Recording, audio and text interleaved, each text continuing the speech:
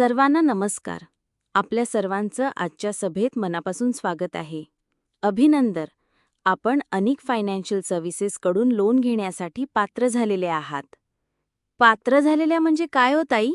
तुमचा जो CIBIL report आहे, म्हणजेच तुम्ही अगोदर काही लोन घेतले होते का, ते वेळेवर फेडले का, ते सांगणारा रिपोर्ट, तो सर्वजणीचा कर्ज घेण्यासाठी अनुकूल आहे. बरं ताई. आणि दुसऱ्या म्हणजे आपल्याकडून जे लोन मिळणार आहे त्याचा व्याजदर काय आहे? आपल्याला माहितीच आहे की आपल्या गावामध्ये यापूर्वीही अनेक फायनान्शियल सर्व्हिसेसने कर्ज दिलेले आहे आणि आपल्या कर्जाचा दर 24% असून तो उतरता दर आहे. म्हणजे जसं जसं आपलं लोन फिटेल तसं तसं व्याज कमी लागणार आहे. बरं ताई, आम्हाला अनेक फायनान्शियल सर्व्हिसेसविषयी आम्हाला जरा माहिती सांगा बरं ताई. बरं झालं तुम्ही अनेक फायनान्शियल सर्व्हिसेसविषयी विचारलं, त्याबद्दल अभिनंदन. मी अनेक फायनान्शियल सर्व्हिसेसविषयी तुम्हाला आता माहिती सांगणारच होते. अनेक फायनान्शियल सर्व्हिसेस ही आपल्याच जिल्ह्यातील आहे. संस्थेची स्थापना सामाजिक उद्देशाने केलेली आहे. आपल्याला माहिती आहे की पर्याय सामाजिक संस्था ही महिलांच्या आर्थिक सामाजिक विकासासाठी काम करते. शेतकऱ्यांच्या महिलांच्या अडचणी सोडवण्याचं काम करते.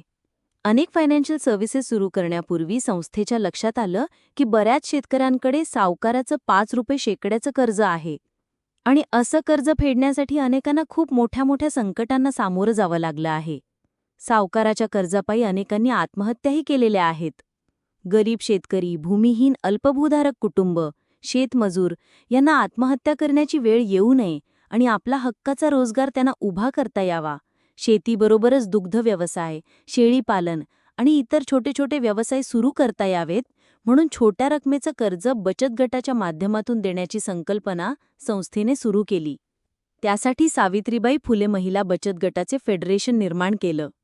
फेडरेशनला कायदेशीरपणे कर्ज देण्याची परवानगी मिळावी म्हणून रिझर्व्ह बँक ऑफ इंडिया म्हणजे आरबीआयच्या परवानगीने कर्ज देता यावं आणि ते परत घेता यावं, यासाठी आपण अनेक फायनान्शियल सर्व्हिसेसची स्थापना केलेली आहे. ताई, आपल्याकडून फक्त महिलांनाच कर्ज मिळतं का? अनेक फायनान्शियल सर्व्हिसेसचे मुख्य ध्येय की महिलांचा आर्थिक विकास झाला पाहिजे. प्रत्येक कुटुंबामध्ये महिलांचा सन्मान झाला पाहिजे. कुटुंबाच्या आर्थिक विकासासाठी महिलांचा पुढाकार असेल तर नक्कीच कुटुंबाचा आर्थिक विकास होतो.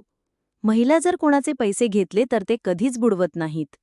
महिलांचेच बचत गट आहेत आणि महिलांना बचतीचे महत्त्व पटलेले आहे. जर महिलांनी कर्ज घेतले तर ते 100% परत करतात. बचत गटाच्या माध्यमातून महिला एकजुटीने राहतात.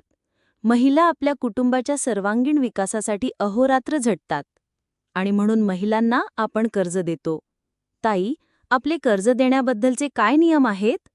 आपण कर्ज 100% महिलांनाच देतो. ज्या महिलांनी एकत्र येऊन 5 ते 6 जणींचा गट केलेला आहे, अशा गटांना आपण प्राधान्य देतो.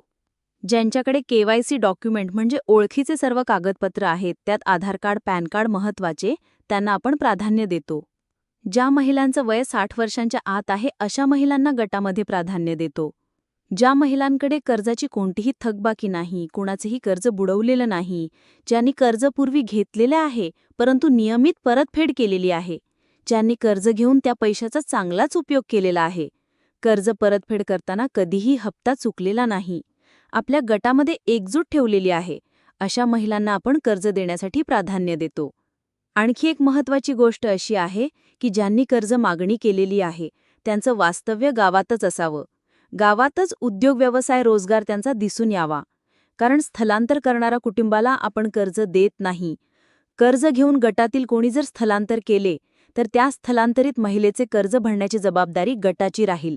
त्यामुळे स्थलांतर करणं, दुसऱ्या गावाला जाऊन राहणं असं जर कोण करत असेल तर त्याला गटामध्ये आपण घेता कामा नये. त्यामुळे आपल्या गटामार्फत आपल्याला कर्ज मिळत आहे. मिळालेल्या कर्जाची परतफेड नियमित मासिक हप्त्याने करायची आहे. काही कंपन्या आठवड्याला किंवा 15 दिवसाला कर्जाची परतफेड घेतात. परंतु आपल्या ग्रामीण भागात महिन्याला लोकांच्या हातात पैसे येतात, त्यामुळे आपण कर्जाची परतफेड मासिक हप्त्याने ठेवलेली आहे. ती तुम्हाला सोपी जाईल. गटाचा हप्ता सर्व महिलांनी एकत्रितपणे द्यायचा आहे. तो दर महिन्याला ठरलेल्या तारखेला परत द्यायचा आहे. कोणाचाही मासिक हप्ता मागे राहू नये म्हणून गटाच्या प्रमुखांनी त्याची जबाबदारी घ्यायची आहे. कर्ज जर घेतलं तर ते उत्पादक कामाला म्हणजे ज्याच्यातून उत्पन्न निर्माण होईल, रोजगार निर्माण होईल, उद्योग उभा राहील अशाच गोष्टीसाठीच या पैशाचा वापर करायचा आहे. आपला कर्ज मागणीचा प्रस्ताव मी वरिष्ठांकडे पाठवणार आहे. त्यानंतर सगळ्यांच्या घरी वरिष्ठ अधिकारी भेट देतील. आपल्या कुटुंबाकडे कर्जफेडीची क्षमता आहे काय याबद्दल माहिती घेतील. तरी आपण त्यांना सहकार्य करावे हे नम्र विनंती आहे. माझी माहिती सर्वांनी शांतपणे ऐकून घेतल्याबद्दल आपले सर्वांचे मनःपूर्वक आभार. ताई, आपण छान माहिती दिली त्याबद्दल आमच्या सर्वांतर्फे आपले आभार.